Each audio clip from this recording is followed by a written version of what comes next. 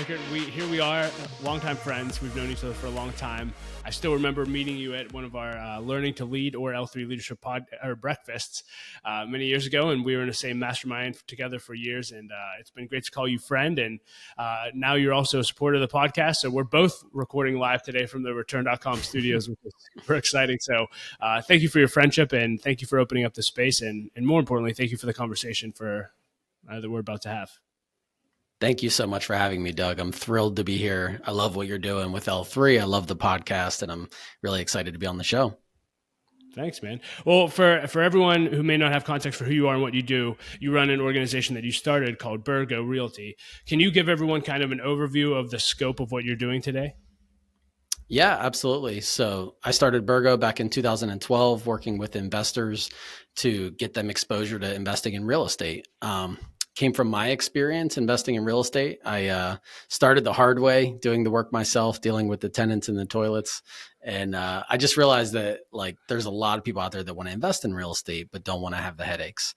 So 2012, launched a fund and started to put together little private equity real estate funds in 2015, 2018, and then last year. And we also launched a public REIT last year to help unaccredited investors, kind of the everyday investor, get exposure to the same product. Wow. And can you give people an idea of the scope of just how large your staff is here and how many people you lead?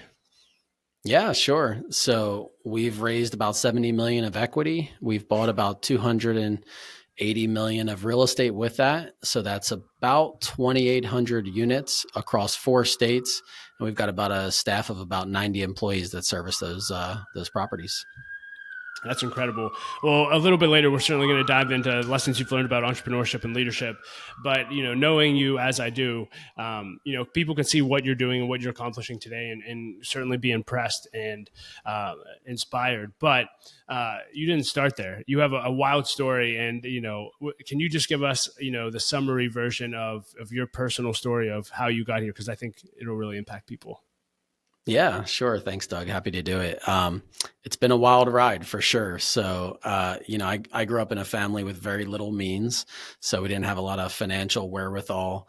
My parents were divorced at a young age. So between, no financial stability, not a ton of stability at home, I found myself as a bit of a rebellious and, challenging teenager that ultimately culminated in me getting expelled from high school. I was fortunate to actually get accepted into college and really started throwing myself into academics and reading a lot and work. But that rebellious teenager wasn't quite ready to retire. So found myself, all the way up to kind of facing jail time and a felony charge and, things that I'm not proud of today. But really things that helped to be a catalyst for me turning it around and realizing that I needed something bigger out of my life. I was kind of just drifting and I needed to design and have intentionality around my life. So that's the beginning of it. Ups and downs. I actually got diagnosed with cancer the year after we got married. So it was kind of one thing after another. Sort of like a game of chutes and ladders. I kept, kind of going up the ladder and then I would slip on a chute and find myself making my way back down to where I started. But that was a bit of my journey. Yeah, just out of curiosity, because that's quite a turnaround. We have very similar backgrounds. And I'm just curious, was there a moment or a person or people that you would look back and say, that was the start of what really helped me turn my life around? Or was it really just kind of a self-awareness that helped?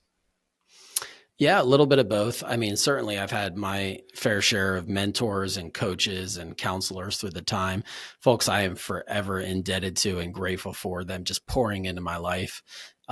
In college, I started to read a lot. So, I read this book, Rich Dad, Poor Dad, and that really transformed my life. I realized that, I was making bad decisions financially.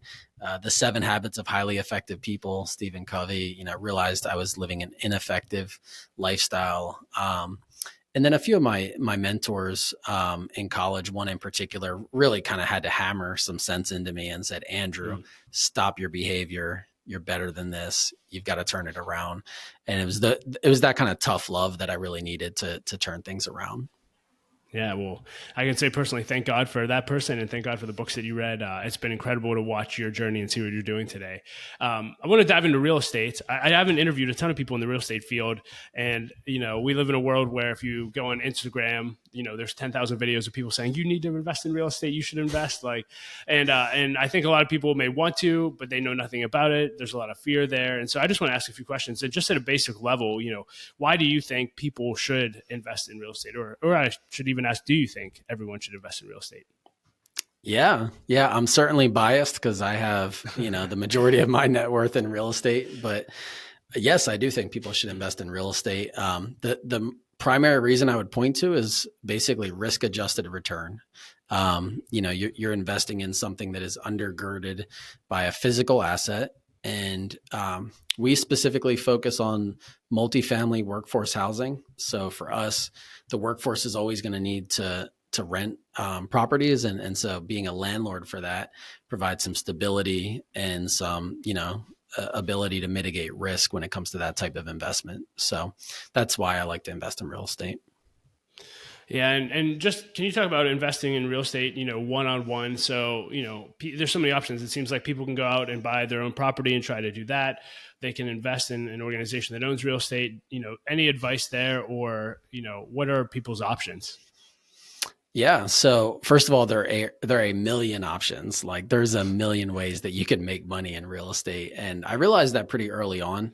I was reading every book on real estate and short sales and foreclosures and buying with no money down. So, I had no money. So I was reading every single book on buying with no money down. And interestingly, my first property I bought the year I graduated from college, I bought a property with no money down. I brought $0 to the table and I left the closing table with a $20,000 check. So that was 2007, and that was the year before. How do we sign up for that? Yeah, you can't do that anymore. And that was banks getting themselves into the trouble that ultimately led to the crash of 08 and 09. But there are just a million ways you can make money in real estate. So real estate is very basic. I mean, at least income investing in real estate is, your rent is the income. You pay operating expenses, then you get, at the end of the day, net operating income. Pay the mortgage, any capital expenses, and that yields you cash flow. There's three ways we make money in real estate. It's cash flow, paying down of the mortgage, and appreciation of the asset. So for us, that's what we've chosen, right? We buy real estate, we rent it out, and we make money those three ways. You could flip houses, you could get into office buildings and, retail strip centers. All of those are other ways to make real estate. Wholesaling. We've picked this one particular path that works well for us. Yeah, no, I'm thinking about individuals like myself. I personally don't own any real estate at the current time. And I'm just thinking, I think a lot of times people hear real estate investing as, it's passive income. It doesn't require any work. But if you own your own building or property, I mean, you're responsible for that property. You're responsible for the tenants. You have to get tenants. Mm-hmm. You have to deal with issues. Any advice? Is it easier for people just to invest in a company that's already investing in real estate? Or do you think, everyone should try to buy their own properties, et cetera? I'm just curious. Yeah, great question. So I've done it both ways. So I started by being my own landlord, right? So I bought a duplex. So I was working a full-time job during the day, and then I would be doing painting in the evenings, plumbing repairs in the evenings. I'd be leasing on the weekends, and I'd be at eviction court, on Wednesday morning or Thursday morning. And it was really hard, right? Like I'm working a full-time job and I'm doing all that stuff as well. I think that's the hard way. Now, granted, you can get a higher return on your investment if you do it that way. So there's pros and cons each way. Now, I would say that is more of a job than it is an investment, right? I was treating that almost, I was getting paid as a job. The other side of the spectrum is what we do today, which is really creating truly passive investments for investors. And that's more the mailbox money, right? Like you invest in something and then you get dividends from that, and it's totally hands-off experience from the investor side of things. And obviously the returns are going to be a little bit less because you're paying companies to do all that work that you would typically do. But I believe that, there's pros and cons, and I've just found that I really like the second kind, which is more the passive investing. And part of my thinking there, by the way, is I just believe in specialization. So Hmm. I think that if you're a doctor or you're a lawyer or you're, a CEO, you should be doing those things and not learning about real estate. Let the real estate people do the real estate. Yeah, that's always been my fear. I'm like, I can't even hang a picture on a wall, let alone Yeah. yeah. So I think it would be a disaster if I tried to do it myself. But as you said, you all have developed a product where people actually can invest in real estate. Can you just briefly just share where people can get more information about that? Yeah, sure thing. So my company is Birgo, BIRGO.com. And from there, if accredited investors, which have a certain net worth, can learn more about our private funds through there. And then we did launch a REIT that's available to anybody with a low minimum, that it's a public REIT. So unaccredited investors can invest there. And that's called Return. So it's spelled REITURN.com. And that's, that's an area where folks can just invest with very little down in the same exact product. Yeah, and we'll include links to that in the show notes as we always do. One reason people want to invest in real estate is obviously to make money. And you shared earlier just about your personal story. You came from a family who really didn't have much at all, and now you've built this large company and you've done quite well for yourself and your wife and your family. I'm just curious, throughout that journey from almost having nothing to doing pretty well, what have you learned about money? Just in general, because I think the whole world right now is just everyone wants to be, get rich now. Everyone wants to retire by the time they're 40.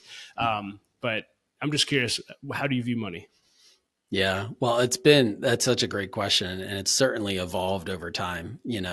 When I was young and didn't have any of it, I think I very much idolized money. I wanted it because I wanted to get out of the situation that I was in. And as I've had some, I've learned that it's really not that simple. Like, more money creates more problems, as a wise prophet once said. Yeah, that's awesome. The reality is, here's how I think of money. Money is just a tool. So it's really just a tool. It's about what you do with the money that matters. I think a good example of that is, for at least an example from the real estate space, is the concept of leverage. So, when you take out a mortgage on a property, a lever is a tool, right? A lever is a tool that you can use. And leverage in the real estate space is a tool you can use to amplify your returns by getting a mortgage on a property. Now, it really depends on what you do with that tool, because many people have lost a lot of money by leveraging or even over leveraging their properties. So I think of money the same way on the personal front. It's just a tool that can be used for good or for bad. Yeah, and do you have any advice for people who want to build wealth, whether that's personal habits that you've developed? Obviously, you said you read a ton of books just on money. What advice would you give to someone who wants to become wealthy one day? Yeah, great question. I mean, I really think it comes down to every single person has a unique DNA. And I think it comes down to understanding your unique DNA. What are you designed to do? And how does that bring value to this world? Too often, I think people don't really understand themselves, so they don't understand their who, and then they don't understand their purpose, so they don't understand their why. And I start with understand your who, understand your why, and then you can talk about what you do, when you do it, and how you do it. And I've actually created a little system that we use at our company to walk people through those 5 steps. But I think it starts with who, understanding your unique DNA, and then why, understanding your unique calling or your unique purpose. So really what I'm hearing you say is, if you find out your gifting, your passions, and your calling and put those together, the money will come. Because you're going to exactly. you're going to make a unique contribution to the world, where a lot of people just say, hey, what career can I make the most money in? I want to go to that now. And they end up miserable and they end up wasting their whole lives. But if people just pursue how they're uniquely created, they'd be fine. Yeah, you nailed it. That's exactly it. And again, I see so many people that are just lost. And I used to travel when I was with PNC. I used to travel all the time, and I had racked up a bunch of miles. So I would get upgraded to first class for free. and I would be in first class. I'm a young salesperson, and I would be sitting next to a very successful older executive, flying first class, going somewhere important, and they'd be miserable. They would just be Wow. absolutely miserable, right? They're going through a divorce at home. Their kids hate them, whatever the situation was. They always, I was kind of a talker, so they would like to share their story with me. And I just realized like, oh, this person's totally lost. Like they've got it all wrong. And so you can't let the end goal of that money drive you. You have to drive that. That's so good. And, you talked about money being a tool. It can also be a tool for great good. And I know you and your wife are very generous as well. What have you learned about generosity when it comes to having wealth as well? Yeah, generosity. It's a great question. Generosity for me just gets back to this broader principle of stewardship. So I think I view myself as a steward of the resources that I have. So I'm not really the owner of them, right? And I think that it's that perspective that really drives my view on generosity. For me, my capital, my children, my spouse, my house, my company, all of these things are not really mine. They are things that I'm stewarding in this lifetime, really for as long as I have them. And so when that's true of my money, I don't really think of it as I own this. I think of it as I am a conduit for this money, and how can I get it to the place that it needs to go? And so that's really what drives my my view of generosity. Yeah, I love that. You've clearly built a great company. I want to talk a little bit about entrepreneurship. Again, just going back to trends in our culture, I think everyone wants to be an entrepreneur. It's the cool thing. It wasn't always. At just a basic level, I'm curious your thoughts. Are entrepreneurs, you talked about your unique wiring. Have you found that you either have it or you don't? You're either an entrepreneur or you're not? Or do you really think anyone can be an entrepreneur today and create and build their own business? Yeah, it's really an interesting question. I've thought about that a lot. And I've thought about it for myself a lot. In the early days, I wanted to be an entrepreneur, but I kind of had to ask myself the question, like, am I wired to be an entrepreneur? Do I actually have what it takes? Um, and so I think it really depends on what you mean by the definition of entrepreneur. To me, entrepreneur doesn't necessarily need to mean a person that starts a business. To me, entrepreneurship is kind of a mindset, and it more than it is a thing that someone does. And I do think that understanding that mindset kind of starts with understanding your unique DNA. One of the things that I think about a lot is people view entrepreneurs as risk takers.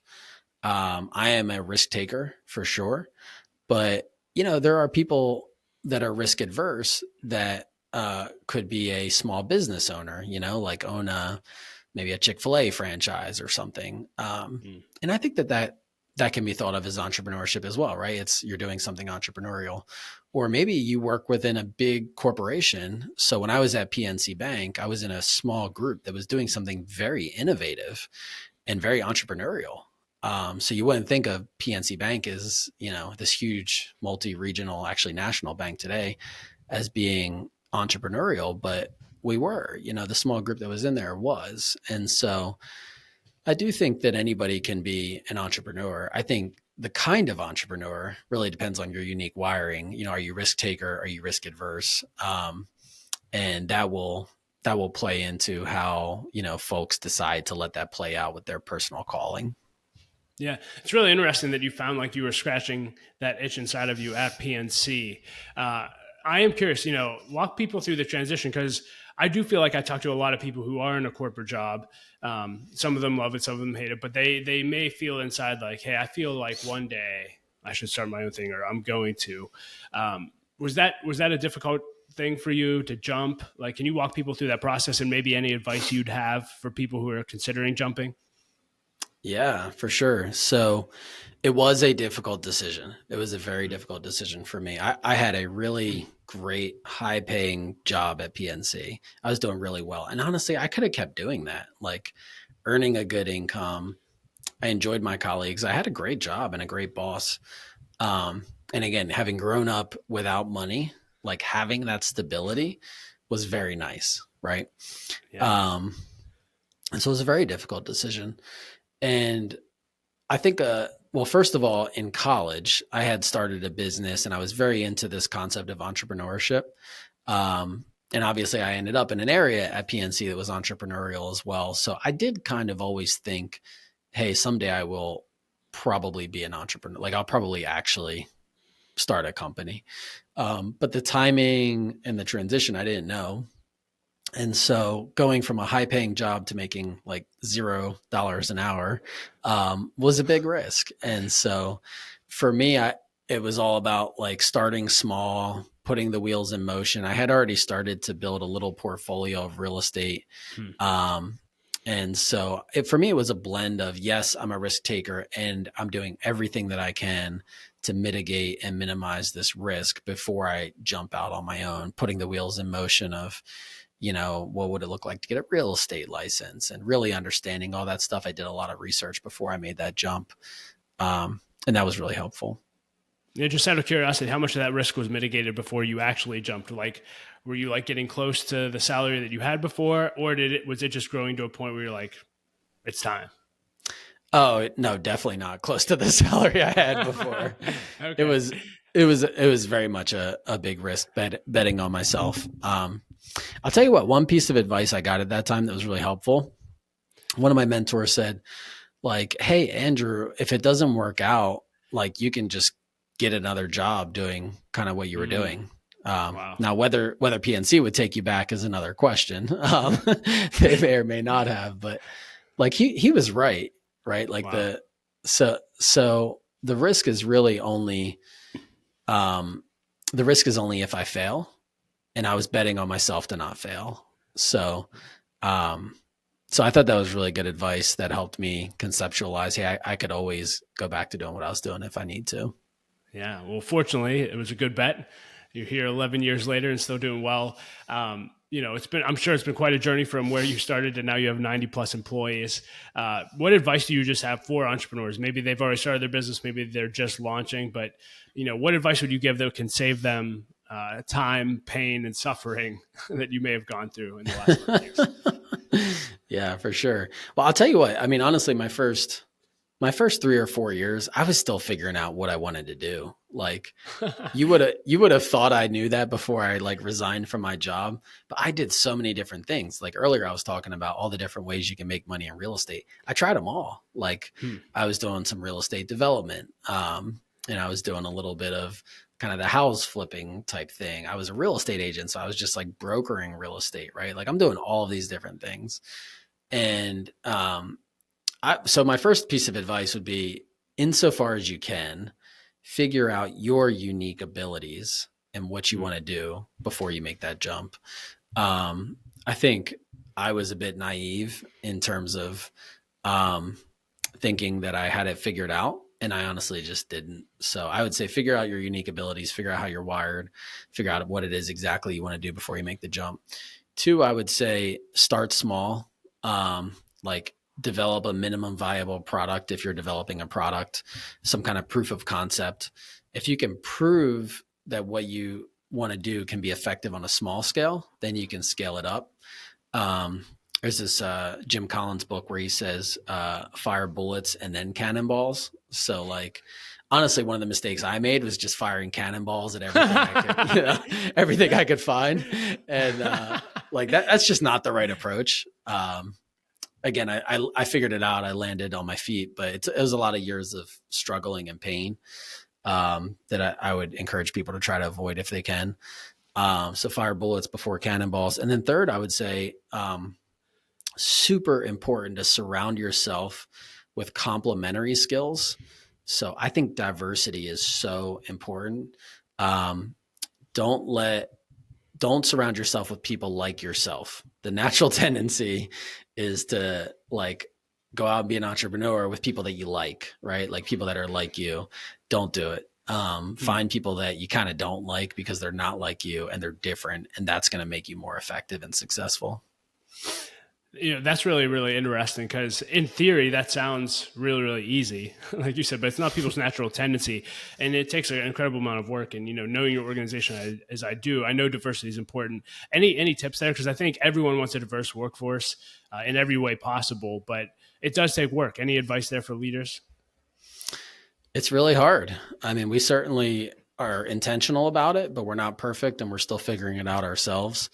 I would say one, diversity comes in many forms. So, like, one of the things we do is a lot of personality assessments.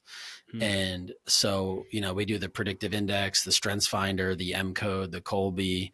I'm really big into these. So I have like 15 that I've done. Does a new employee have to take all of those before day one? Two. They only take the Okay, predictive two of them. index and the Okay. strengths finder Okay, so before that's they a lot, start. man. But once they've started, we've got them. So Nice. then I get them to take the rest. I But love we that. don't hire anybody unless they've taken the predictive index and strengths finder. Hmm. And so predictive index, like, it's very simple. If you're like an independent person, you need people that are more collaborative. If you're social, you need people that are more reserved. If you're more driving, you need people that are going to be more steady. And if you're more formal, you need people that are more informal. So, like, just understanding how you're wired and then understanding, okay, I need people that are going to be the opposite of this. If I'm not a big rule follower, which I'm not, right? The guy that got expelled from high school, probably not following the rules. Um, you need somebody that's a rule follower. You need somebody that's going to make sure that the I's are dotted and the T's are crossed. And so that's a particular thing I would say we focus on a lot. And then obviously we look at our demographics and we try to get diversity of all shapes and forms as well.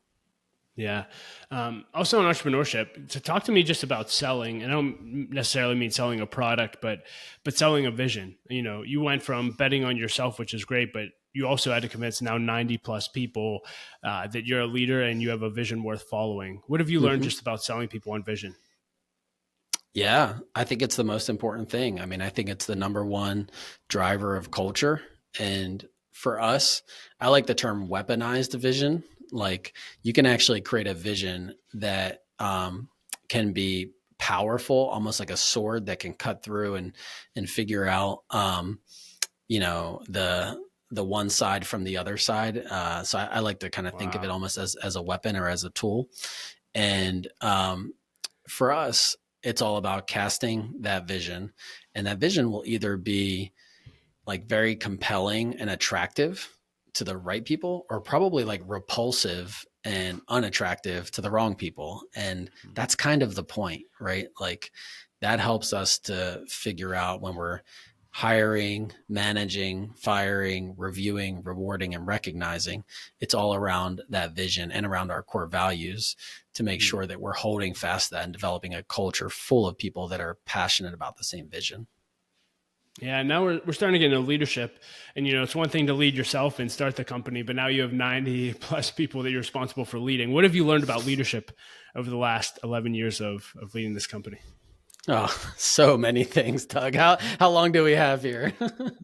um, I've learned so much, and honestly, again, I was just very immature in those early days. Didn't know what I was doing.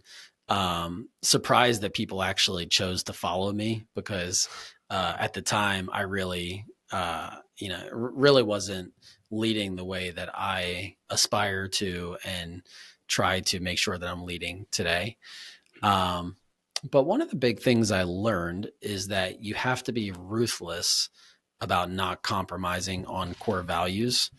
Wow. Um, Really, the core values that define who we are as an organization are non-negotiable. Hmm. And when we're looking at two candidates to hire, for example, it's so easy to look at one that might have this experience and might be the perfect person that can definitely do the job. But if we see another person that we're like, wow, this is a really strong core values fit, but they're going to take some time to learn the job, we're generally leaning towards the person that we feel like is definitely a core values fit Wow. and will definitely, fit in culturally, because that is something that we feel like is more important. We feel like the hard skills can be taught. Um, but it's really hard to change the way that a person is. So I'd say that's probably one of the biggest lessons that I've learned as a leader. So I love how you were talking about being ruthless around core values, and I think it's so important because you have to build a great culture. And if I have any observation of Birgo from my view, it's that you guys have an incredible culture. I've talked to your staff. I've been here on days where I've been told, "Hey, it's going to get really noisy. You might hear a gong going off." Andrew likes to ring gongs. And so, what have you learned about culture building over the time here? Yeah, no, I do like to ring gongs. In fact, as we record this, it is Friday, and pretty soon we are going to be doing our Fridays are for winners, where we ring the gong, celebrate wins. Folks will be cracking open a beverage and just hanging out together. So, That's um, beautiful. yeah, I think celebrating wins is huge. I mean, Hmm. we're always doing the hard grind of the work, and to take a step back and celebrate wins is super important and very additive to culture. Um, I'd say as it relates to culture, there's two big things. One is the core values, which I've already mentioned. So core values are not defined, they are discovered. And I think the key is discovering the core values that are already in the organization that define the culture. What is the fabric of this organization, the way that it already is? So I think that's one of the keys, is discovering those core values and then saying, okay, this is who we are. This is what we stand for. And then that gives you a filter to, continue to kind of hire, review, reward, manage when necessary, fire around. And the second I would say is your mission really needs to be about something bigger than just making money, something bigger than just the work that you actually do. Your mission needs to be driven by something bigger than even yourselves, right? Like the mission really needs to get people excited to get out of bed in the morning. And if it doesn't, then you've got the wrong mission, or at least you've got a mission that's not going to be compelling to people. Yeah. Well, I know leading a company and leadership in general, there's a lot of weight that comes with that. There's a lot of pressure that comes with that. And one thing you did, I think it was last year, maybe 2 years ago now, but you recently took a sabbatical, and not just like a 1 week sabbatical. You were out for a period of time. Can you just talk about the impact that that sabbatical had on your life? And I guess my question would be, would you encourage leaders to take sabbaticals on a consistent basis? Yeah, absolutely. So I took a 1 month sabbatical last August.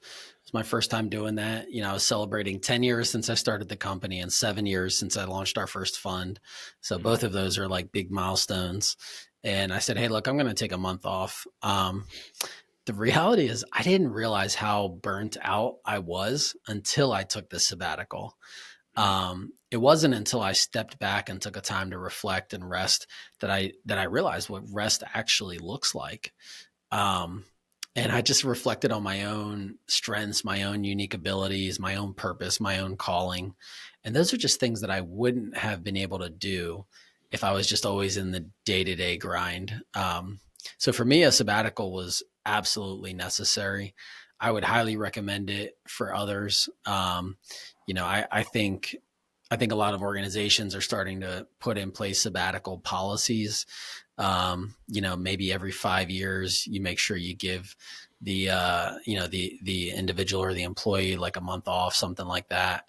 But I also think that the concept of sabbatical is almost like a mindset that anybody can do.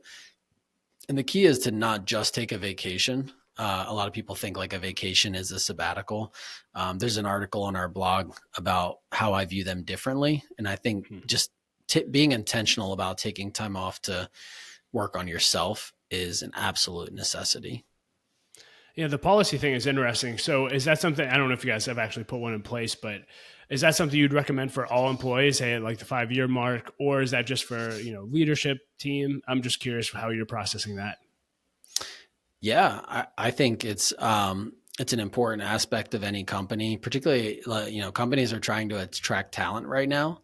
And I think that it's harder and harder to differentiate yourself from the competition out there. So I've seen companies do it anywhere from 7 years, where every 7 years, every employee gets it. I've seen like every 3 years, but it's just for the leadership team or maybe director level and above.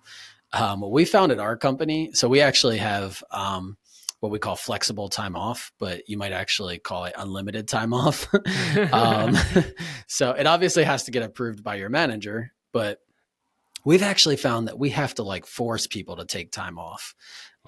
You would be amazed. I mean, now granted, one of our core values is rhinocerality. So we've got a bunch of rhinos that just love charging and love working really hard, but like we have to beg people to take time off. And I think that's really where the rubber hits the road. I think it's less about a policy and more about creating a culture where you're encouraging people to take time off because you recognize that they need it. Wow, I love that. And I would say when you were on sabbatical, you had one of the best away messages I've ever read. You had why you were taking sabbatical. There were articles. So maybe I'll copy and paste that in the show notes for everyone to read. Yeah, feel free. You're always investing in yourself. That's one thing I've loved about watching your journey. I'm just curious, what advice do you have for leaders when it comes to investing in themselves? And I know you've been a part of multiple programs. Are there one or two programs that have, deeply impacted you that you'd recommend? Yeah, definitely. So I am very big on investing in myself. I think an investment in, my own capacity is one of the best investments that I can make. So a couple things I've done. I mean, one, I think you want to invest in yourself kind of in three different spheres. One is you and your company. So if you're an entrepreneur, I like to invest in me and the company. That's primarily where I like to, invest my dollars. Two is you and your vocation. So whatever skills you're trying to equip yourself to do the work that you're doing, get better at them, right? Like if you want to be the best property manager, how can you figure out how to be the best property manager? Or, if you want to be the best CEO, how can you equip yourself to be a really good CEO? So you and your vocation, investing in that, I think is important. And then the third is just investing in yourself as a person. I, as you mentioned, I've done some coaching around that. I've gone through Michael Hyatt's coaching program, Dan Sullivan's coaching program, and I found that those have been really helpful investing in myself as a person. I've also, I invest in myself that way with books and, kind of everything else that I can get my hands on to grow myself personally and professionally. So I think those are the three spheres I kind of think of that question in light of, and I make different investments in each of them. Yeah. I was talking earlier just about the pain and the pressure that comes with leadership, but also just life. I know when you were sharing your story, you talked about, you felt like you were on a Chutes and Ladders game board. One minute you're up and the next minute you're down. And those down moments when you feel like, you were at that top of the ladder and you went all the way back to, space 6 or whatever. How do you as a leader deal with those moments and process those and get through them? Yeah, good question. So I would say like I'm not perfect at this. I'm still getting better. One I would say is surround myself with a community. So my wife is incredible. When I'm having a bad day or dealing with a really challenging thing, I can talk to her. I've got amazing colleagues and partners in the company that I can talk to and work through those things with. Amazing mentors, my spiritual director, my counselors, things like that. Those are people I can talk to and work through those things. And for me, what I'm really trying to do is stay grounded. The image that I often think of is a tree that's like blowing in the wind, but its roots are very deep. And so the tree may waver, it may sway back and forth, but it's not going anywhere. And that's the goal of me as a leader. I try to make sure that I'm grounded, that my roots are deep. And so when those, when the air is blowing and the wind is, the storms are coming, I feel like I can stay grounded in that tree. Yeah, one thing I've also admired about your company is I think you guys are incredible at branding and marketing. And I'm just curious, I'll just leave this open-ended. Any advice to leaders listening to this on marketing and creating an awesome brand? Yeah. So, I went to school for marketing. So I was a marketing major in college. So I think that's kind of unique. A lot of folks that are doing what I do today, running a private equity real estate company, typically went to school for finance or maybe even real estate. And I didn't. Like I actually intentionally felt like, I'd actually like to develop the soft skills that I feel like will be helpful in college. And then after college, learn the hard skills. And so marketing for me is really just an opportunity to kind of display who we are, right? Like put our core values out on public display, put our mission out on public display. So because I'm so passionate about our vision and our mission and our purpose, I'm really passionate about marketing and branding. Like for me, excellence is one of our core values, for example. And I love when branding and marketing just looks excellent, right? Like I love when it really conveys the the picture that we're trying to convey or the story that we're trying to tell. So people always kind of laugh internally because I'll be saying, oh, there's a grammar error there, or there's an extra space there, or that color's not right exactly our branding color, or that you're 1/8 of an inch off on the margin there. And like, most CEOs aren't seeing that stuff. They're not caring about that stuff. But I just do care. One, because it's our core value, and two, just because I think that brand is a reflection of who we are. Yeah, well, if anyone's in the Pittsburgh area, I encourage you. Well, I don't know if you're open for tours, but Yeah, your workspace come is on so by. cool. Yeah, it's so cool. And I literally feel like every square inch of every room speaks something about just your culture and company. And so well done there. I have to bring this up because I guess I kind of overlooked it when you mentioned it, but you said one of your values is rhinoceros. I don't even know if I can say it. Rhino. You say it, but right. Rhinocerality. Yes, it is a made up word. Yes. Okay. Yeah. Can you just tell people what that is and why it's a value? I just think it's hilarious. Yeah. So I am like obsessed with rhinos. There was a book written like 20 years ago called Rhinoceros Success. And it's just a funny book, but he contrasts the rhino to the cow. And, the rhinos out in the jungle charging, right? Thick skin, kind of damn the torpedoes mentality, right? Like just I can take anything mentality. And the cow is kind of like lazy in the grass, grazing, right? And so it's become a picture for me of the like drivenness and the life that I want to live when I'm at my best. And honestly, like kind of some of the other side of myself, which is, everybody has a tendency towards maybe laziness or apathy or passivity.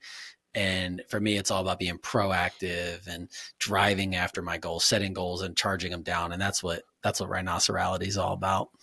I love it. Well, there's no doubt you're a rhino. I won't try to say the word again, but I love it. Thank you. With the few minutes we have left, I want to dive into the lightning round. A few questions I ask in every interview. And the first one is, what is the best advice you've ever received and who gave it to you? Ooh, best advice I've ever received. Well, I've received a lot of advice, and I'll tell you what, I needed all of it because again, I was so lost for most of my life. And so every person was, that was telling me advice, and particularly in my early days, was right, and I needed to hear it. So I think one I mentioned already, which is like, Andrew, stop being an idiot. Like, you got to get your life in order, which was advice I needed to hear.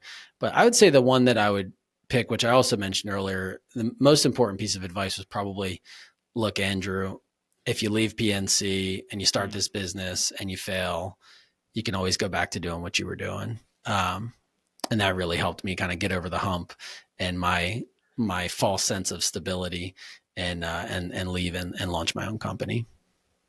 If you could put a quote on a billboard for everyone to read, what would it say? A quote on a billboard for everyone to read.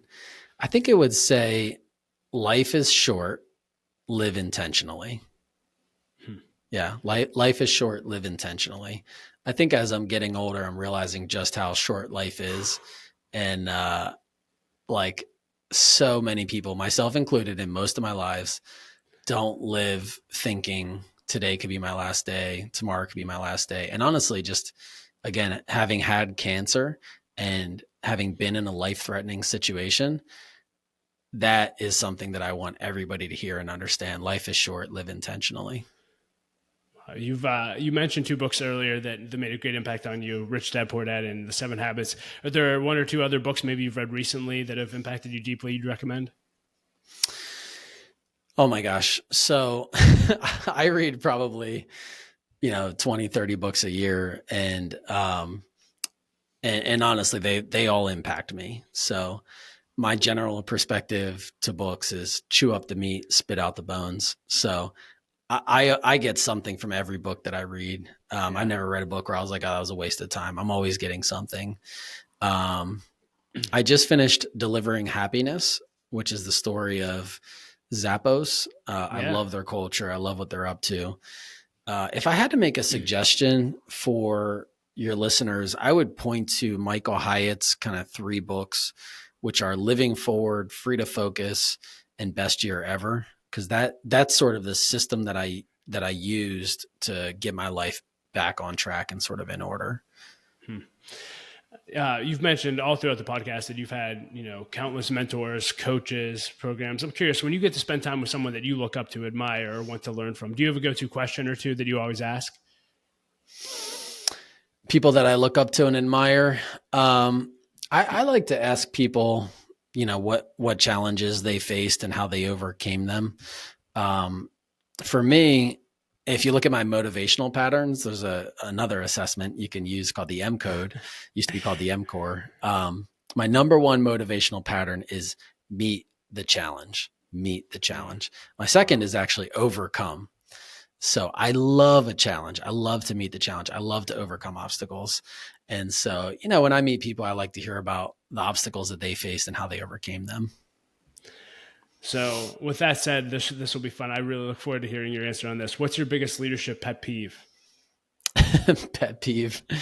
For me as a leader or for other leaders? Oh no, for you. Like what drives you nuts that you're like, you can't stand? Outside of like one extra space in something or. Right. That does drive. That's not a leadership pet peeve. I would say my leadership pet peeve is Monday morning quarterbacks. So you've probably heard that expression before, but the athletes are all working hard on Sunday playing football. And then on Monday morning, you get the announcers that are telling them what they should have done differently. And that just drives me nuts. For me, the leader, you can't tell that leader what they should have done. You can't tell that CEO or that athlete what they should have done because you're not in the arena. I'm sure you've heard the quote, but I just love the person who's in the arena. And so the Monday morning quarterbacks drive me crazy. I love that. I don't know if you have an actual bucket list or not, but what's something you've done in your life that you think everyone should do before they die? Yeah, I do have a bucket list. We travel often. We usually take one international trip a year, but usually 2 or 3 total trips a year. I'll tell you what, international trip wise, something I think everybody should do before they die is take a trip to a poverty stricken area. Right before we got married, my wife and I, along with our church, did a missions trip to Haiti and just saw the poverty that people are living in. And boy, I talk about growing up with no money, which is true, but it doesn't compare to some of the poverty in the world. I mean, we are so privileged as Americans. And oftentimes we don't know it. And so for my children, I think of that a lot, they're going to grow up privileged. And so how do I make sure they stay grounded? I want to make sure that they see Haiti. I mean, my wife and I also did our honeymoon in Cape Town, South Africa, drove through the townships there, saw how people live in shipping, crates. And it's just, it's wild to see that. And I think it's so important to just narrow our perspective on how privileged we really are. It's really, really good. Last 2 questions. If you can go back and have coffee with yourself at any age and you would have actually listened to yourself, because you probably wouldn't, what age, Andrew, would you meet with and what would you tell him? Yeah, that's so funny because it's true. I wouldn't have listened to myself. Well, I'll tell you what, I think high school Andrew would not have listened to myself. I think middle school Andrew would not have listened to myself. I think 5th grade Andrew might have listened to myself. And I think 5th grade Andrew is really the turning point that I needed, that I didn't get. So I think if I could go back, I would talk to 5th grade Andrew. And I think what I would tell him is Andrew, you are loved and you are accepted just the way that you are. I think 5th grade Andrew really needed to hear that. And having not heard that, I think I went the total opposite direction of trying to seek, love and affection and acceptance in all the wrong places. Wow. And on the other end of your life at the end, what do you want to be remembered for? What do you want your legacy to be? Yeah, legacy. It's an interesting question and an important topic that a lot of people talk about. For me, honestly, I don't care if nobody remembers my name when I'm not on this world anymore. My faith is important to me. And so for me, as long as I've lived out my calling, like I believe God has put me on this earth to do something and I want to live that out. For me, it's all about the impact that I leave behind. So whether that be through my children, through my church, through my spouse, through the company, like I want to leave that impact. I want to leave this world a better place than I found it. If nobody remembers my name, that's totally fine. I just really care about the impact that I'm having.